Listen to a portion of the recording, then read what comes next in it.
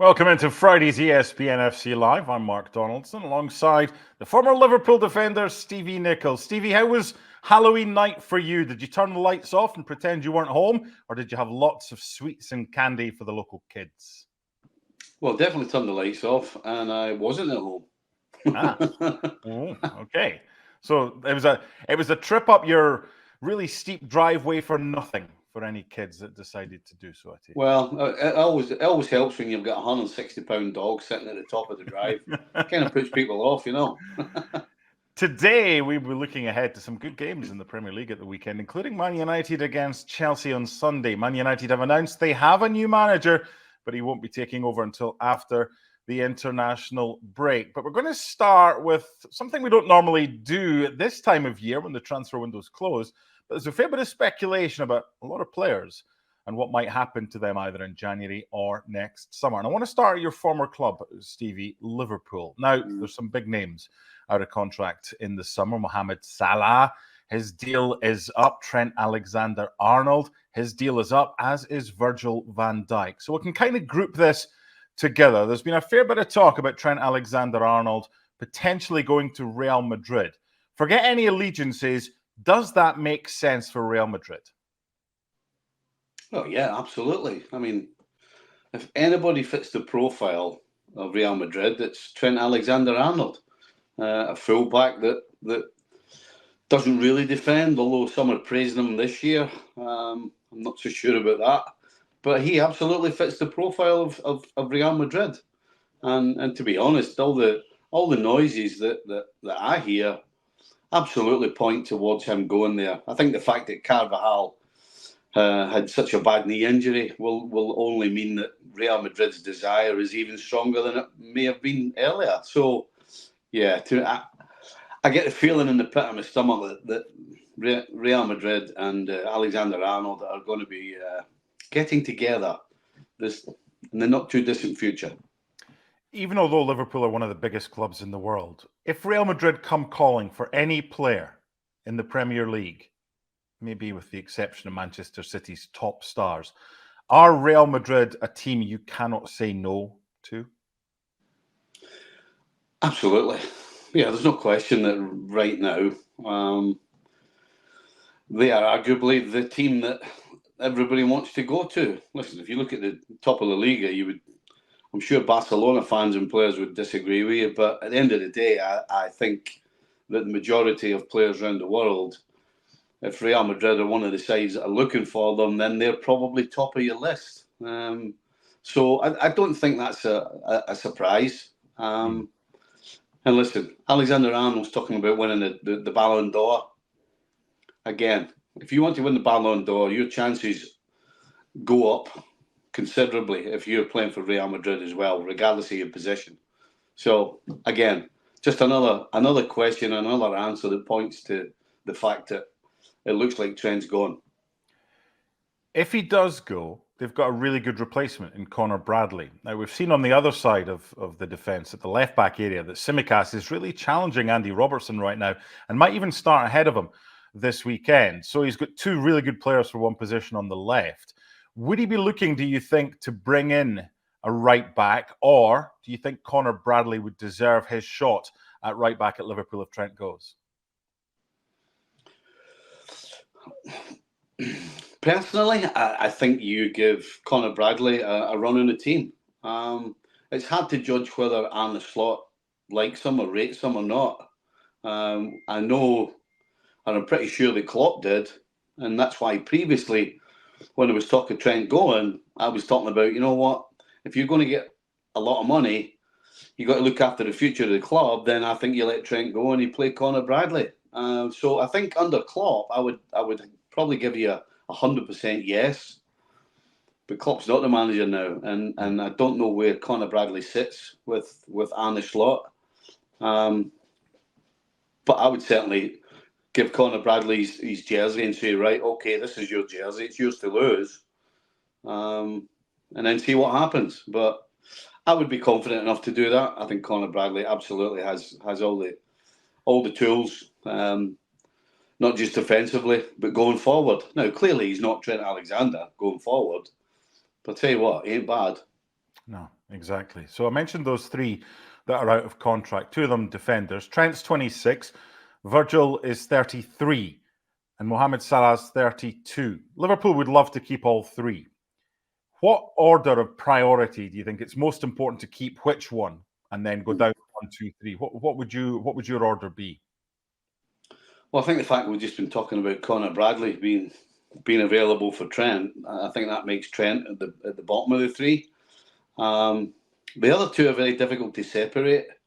You know, the game's about goals, and that's Mo Salah, but the game's also about defending, and that's Virgil van Dijk. And Virgil van Dijk, his overall influence, I think, on the side is bigger than Mo Salah's. And again, I guess it comes down to a preference. You know, do you prefer goals one end against stopping goals the other end?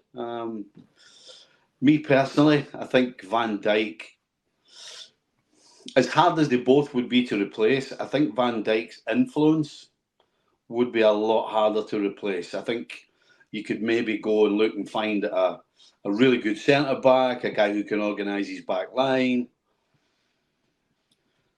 I'm going to start arguing with myself now, Mark, because I'm thinking, hold on a second. Where do you go and get 25 to 30 goals a season as well? It's really difficult to separate them. But I would say that I think Virgil van Dijk's overall influence on the team is bigger than Mohamed Salah.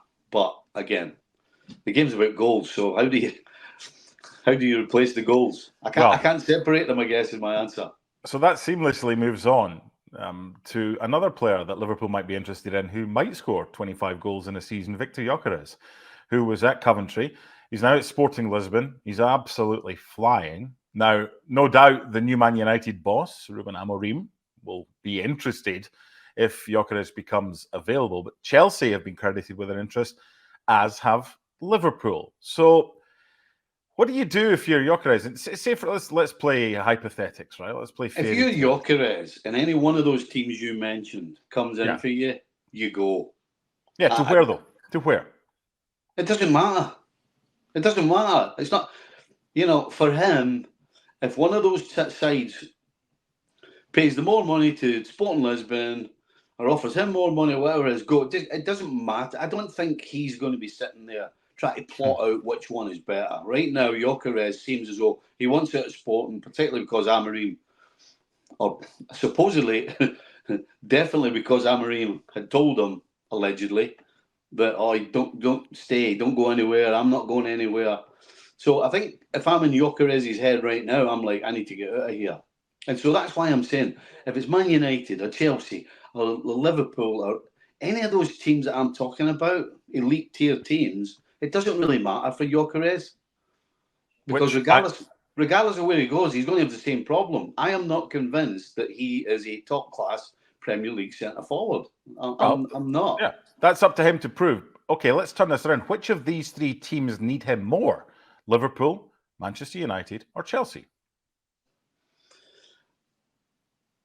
I mean, Manchester United, would seem to me. Chelsea, even though I'm not a huge fan of Nicholas Jackson, he's actually scoring some goals.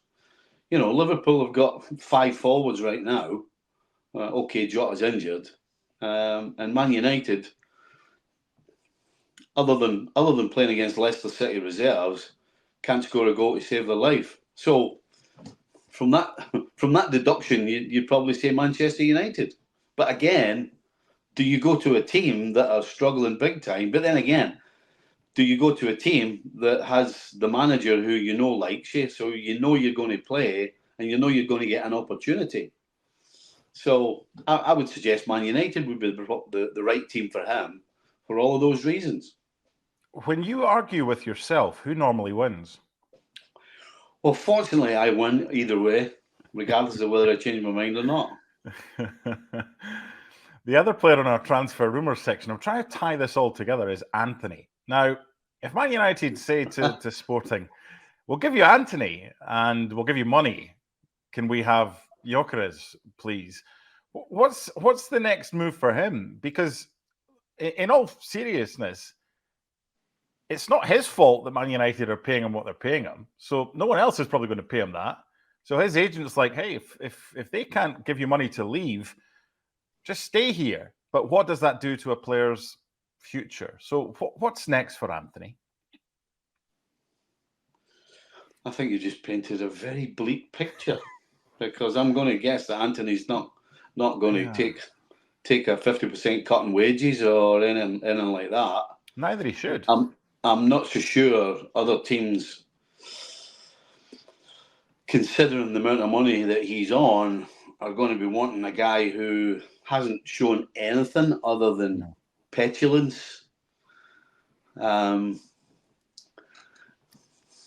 Just he has shown nothing to suggest that he's a top-class footballer, would be my point.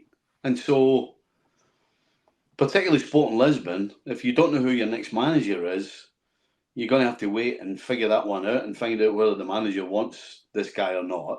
And then you've got to figure out if you're going to pay his wages or not. Right now, I don't see Antony going absolutely anywhere. I just don't. I think it stops with he's earning far too much money. Mm-hmm. And I think Ineos, judging by how they've been working lately, they're trying to build up some money. They're trying to save money in and around the club. And I'm sure they're going to try and build up a kitty where they can give Amorim, particularly this coming summer, at the end of this season, a pot of gold to go and try and transform this team. And so where is that money going to come from? And right now, I don't see anybody giving money for Antony. You know, you're talking about them just giving him away, but that doesn't bring any money in to replace.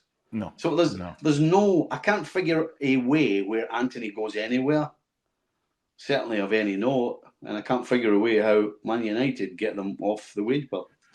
And we've had a few questions from supporters watching us about that. And kind of the theme here is that Man United buy new cars, but the asset and the value depreciates pretty quickly. And it's like anything. You don't go into a showroom, drive away in a new car, then go to your pal down at the garage next door and try and get what you've just paid for that car. It's going to depreciate in value. So it's not just at Man United. It happens a lot. New manager might have new ideas. Let's look at it on the other side. Is there a chance that Antony thinks, hey, Amorim, new boss, new opportunity? Or is the problem is he just isn't as good as his transfer fee? Have a guess. I mean, Antony, I would guess Antony probably is about at the lowest point in his career that he's ever been. I mean, because up until moving to Manchester United, everyone was going on an upward spiral. I mean, it was go to the top. And he almost reached the top when he landed at Man United. Unfortunately, he's gone back down the other way, and he's going to have to start again. And that's not easy. You need to have the right attitude, the right fire in the belly. You need to accept certain things. I just don't believe that guy, that he is in a mental place where he can just do that and start again. I just don't see it right now.